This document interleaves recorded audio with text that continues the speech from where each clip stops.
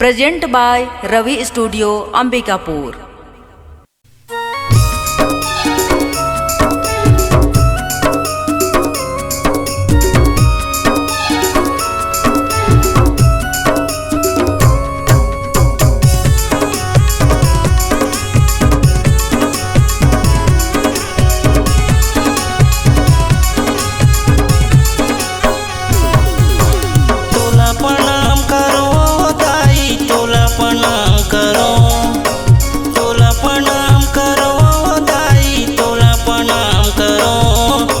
दुर्गा भवानी वो दाई मैं तोला प्रणाम करो।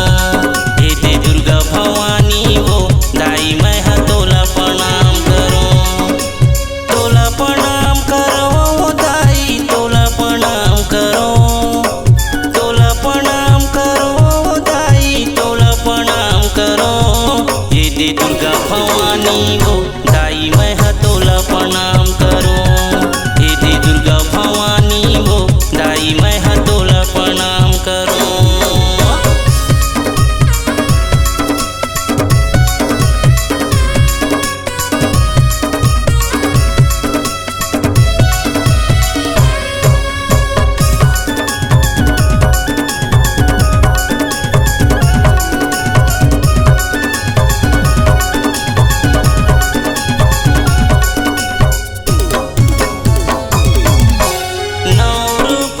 दर्शन पाके जीवन धन होगे है दाई जीवन धन होगे है। तोरे दुआरी ले मोर दाई खाली कोनो निगे है खाली कोनो निगे है।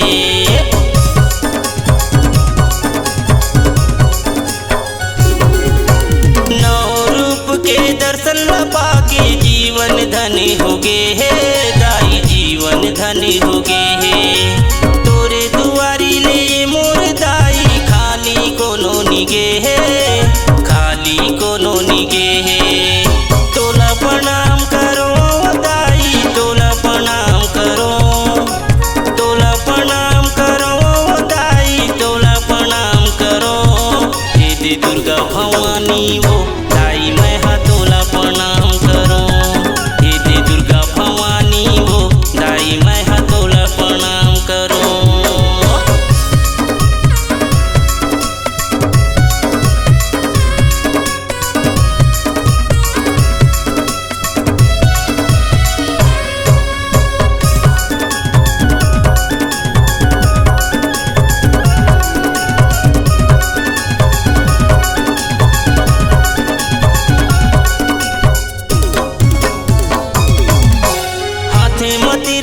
माथे में चंदा चुनरी तोला सजे है दाई चुनरी तोला सजे है। भगवा की तह करे वो सवारी राक्षस मन सब डरे है दाई राक्षस मन सब डरे है।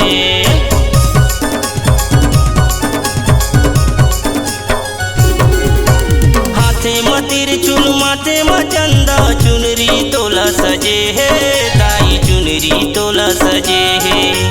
भगवा की तह करे वो सवारी राक्षस मन सब डरे है